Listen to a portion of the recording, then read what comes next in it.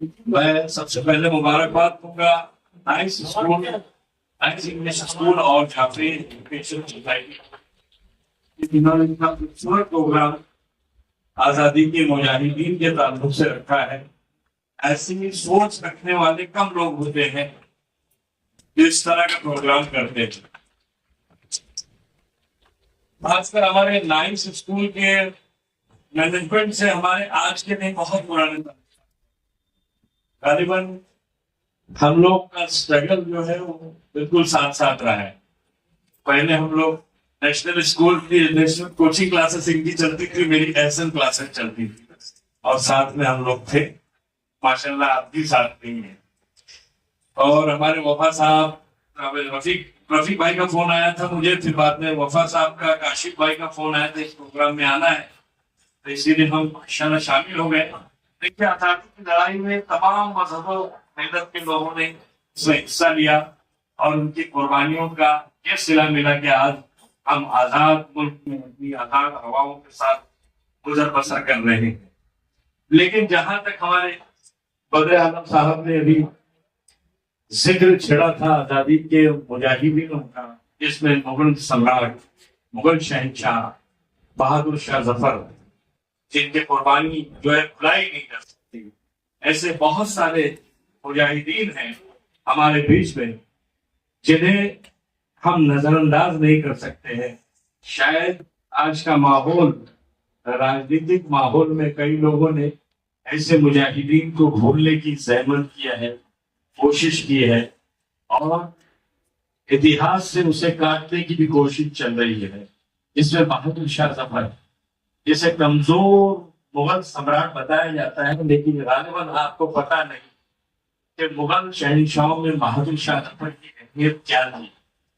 बहुत कम लोग जानते हैं कि आजादी की लड़ाई जिस वक्त 1857 में बहादुर शाह जफर ने आजादी की लड़ाई लड़ी, तो उस वक्त ये हाल था कि अंग्रेज ने उनके बेटों के 2 सर काट कर तश्त में बहादुर शाह जफर के पास भेजा।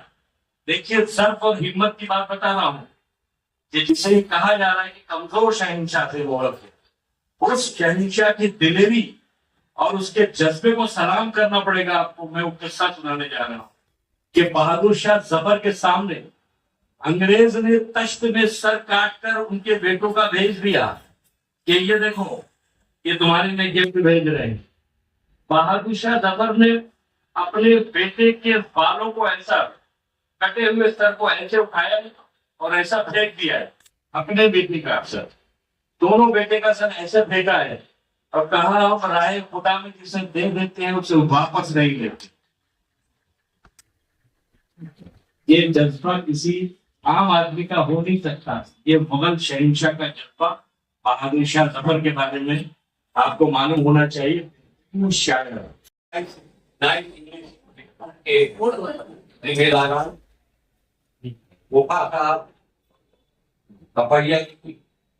और मंच पर तशरीफ रखते हैं आफम साहब, करीम भाई और तमाम मोअज़्ज़िज़ीन। मैं बहुत आभारी, शुक्रिया अदा करता हूँ कि आज आपने हमको, करीम भाई ने हमको बताया कि मुजाहिदीन आज़ादी के याद में आज प्रोग्राम है, उसमें आपको चलना है।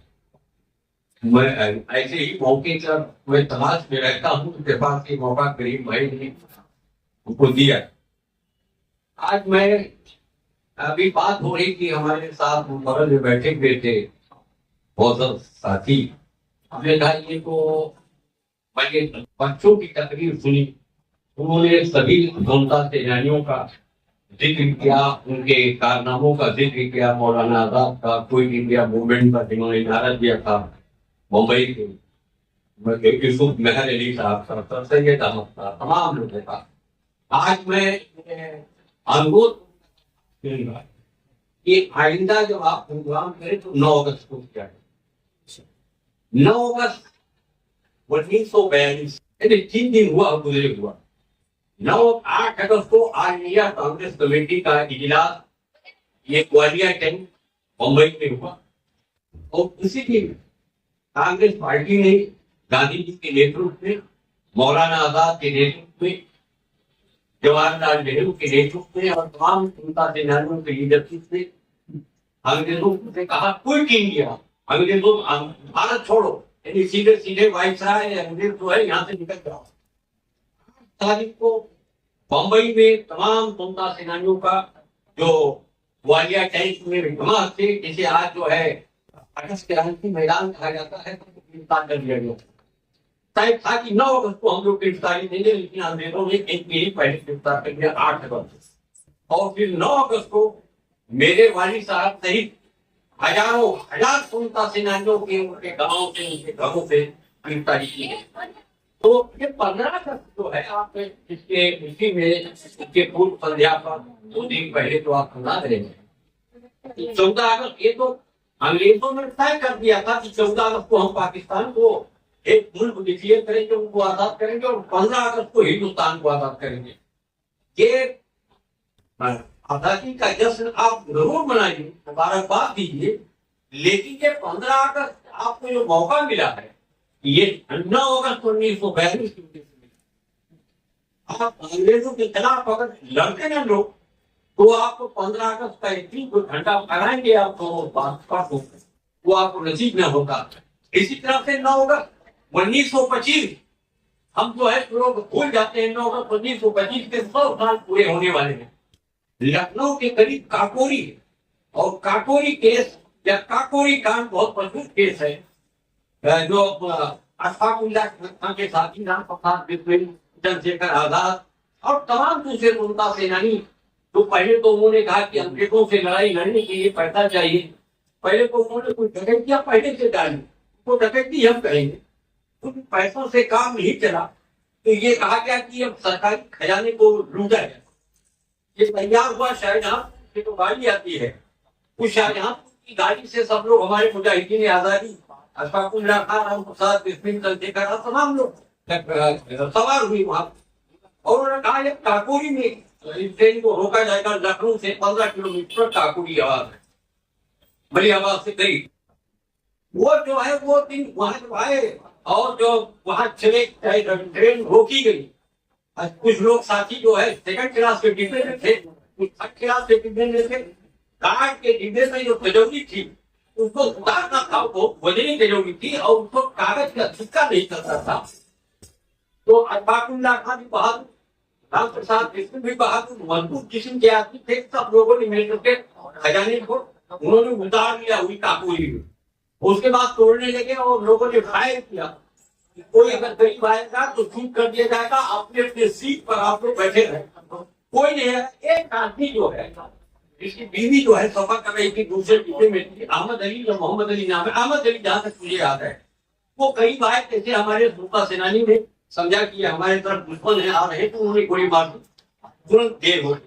उसके बाद मुश्किल सरकारी खजाना जो था उसे खान से जो याद होगा आप लोगों को, उसको तोड़ा और जो चांदी का सिक्का 5,000 पैसा मैंने पड़ा है, 5,000 रुपया उन लोगों ने इकट्ठा चादर की बाधा जल्दी में, कहीं दूसरी गाड़ी ना आ जाए, कोई और ना आ जाए। एक चादर जो शाहजहांपुर से लिए तो हम किसी को करीम भाई ने स्वतंत्रता सेनानियों की एक सूची पढ़ी जो हमने टाइप करके रखा है उनके पास। हमको ये जो है आपने हमारे मुस्लिम स्वतंत्रता सेनानी सिराजुद्दौला से लेकर के टीपू सुल्तान और बहादुर शाह जफर और सारे मुगलिया हुकूमत ने इस हिंदुस्तान को 14 अगस्त से पहले का ही नक्शा आपके सामने। ये जो है 15 अगस्त को 14 अगस्त से पहले, 14 अगस्त को तो पाकिस्तान बन गया, 15 अगस्त को भारत आजाद हुआ। ये नक्शा 13 अगस्त 1947 का है जो आपके सामने है। यानी उस वक्त मुगलों के बारे में 1000 अफवाहें हवा में तैर रही, लेकिन ये कोई नहीं। आज जैसे कहते हैं ना, कश्मीर से कन्याकुमारी भारत एक है, ऐसे मुगलों के जमाने में कहा जाता था अटक से लेके कटक तक भारत एक है। अटक माने काबुल और कटक माने उड़ीसा, वहां तक भारत एक है। और आपको जानकारी में दे रहा हूँ, मुगलों के ही जमाने में दुनिया की जीडीपी का 25% हिस्सा भारत में था, यानी 100 रुपया अगर पूरी दुनिया में था तो 25 रुपया भारत में था। 25 रुपया भारत में ये लिखा पढ़ा दान रिकॉर्ड है।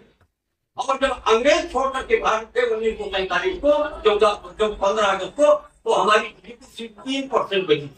तो वो काम हम लोगों ने किया, लेकिन जो 700 साल तक जो मुस्लिम हुक्मरानों ने कमाया था उसको 10 साल में मोहम्मद अली जिन्ना की लीडरशिप में उसने हमने गवा दिया, मुल्क तकसीम हो गया। और मुल्क की तकसीम को के खिलाफ मैंने खुद शुरू किया है कि IN जस्टिस काटू साहब है जो सुप्रीम कोर्ट के जज रहे, हम लोगों की तारीफ धीरे धीरे शुरू हुई है कि हिंदुस्तान, पाकिस्तान और बांग्लादेश का रीयूनिफिकेशन हो, तीनों मुल्क एक हो, और यही की मैं भलाई है। मैं आज बहुत मुझे खुशी है, तो मैं बात पढ़ाना चाहता हूँ 2 मिनट के लिए और कहना चाहता हूँ कि हमने बादशाह इंडिविजुअल कुर्बानी, भगत सिंह की बहुत बड़ी कुर्बानी। भगत सिंह ने अंग्रेज अफसर को लेकर कहा, गवर्नर को शिमला में, कि अगर हमने आपके खिलाफ गद्दारी की है तो आप हमें फांसी बन चुकी, आप हमको गोली मारी। और वो भगत सिंह की कुर्बानी इतनी बड़ी कुर्बानी है कि इसकी कोई मिसाल नहीं है। लेकिन बहादुर शाह जफर की कुर्बानी एक सल्तनत की कुर्बानी, चाहे उनकी कमजोर हुकूमत ही सही, लेकिन सिक्का और मोहर और नाम बहादुर शाह जफर का था। और ये भी मैं आपको बताना चाहता हूँ, बहादुर शाह जफर 80 साल के 1857 में 80 साल के हो गए। जब मेरठ के फौजियों ने बगावत की तो सब हजारों हजार की तादाद में सब लोग लाठियां पहुंचे, और इसमें सब इंडोर थे, सारे लोग स्वतंत्रता सेनानी। इसमें 2-4 नाम है, इसमें बेगम हजरत महल, मंगल पांडे, जनरल बख्शा, कुंवर सिंह, तात्या टोपे, मौलवी अहमदुल्ला शाह, नाना साहेब पेशवा, ये सारे लोग सब लोग लाल किले पर जमा हुए। उन्होंने कहा था हमको लड़ाई लड़नी है आपके देश में। बहादुर शाह जफर ने कहा कि मैं 80 साल का हो गया हूँ, न मेरे अंदर ताकत है, न हमारे मुगलों के अंदर ताकत है, न हमारी इतनी ताकत है, हम कैसे लड़ेंगे लड़ाई। सारे फौजियों ने, राजे महाराजाओं ने, जो जिम्मेदार थे, जो स्वतंत्र थे, जो अंग्रेज मुखालिफ थे, सब लोगों ने मजबूर किया, बहादुर शाह जफर आप ही हमारे बादशाह हो, आप ही के नेतृत्व में लड़ाई लड़ी जाएगी। जानते हैं बहादुर शाह जफर जो वाहिद बादशाह है हिंदुस्तान में, जिनका दोबारा लाल किले में ताजपोशी हुई और पब्लिक ने ताजपोशी किया, हमारे फौजियों ने ताजपोशी किया, और उनके नेतृत्व में लड़ाई लड़ी गई। लेकिन बहादुर शाह जफर कुर्बानी है, उस कुर्बानी ने संग बुनियाद पर किया मुल्क की आजादी के। उसके बाद फिर आजादी की लड़ाई 1925 में लगातार होती रही, और फिर 1947 में जाकर के आजादी।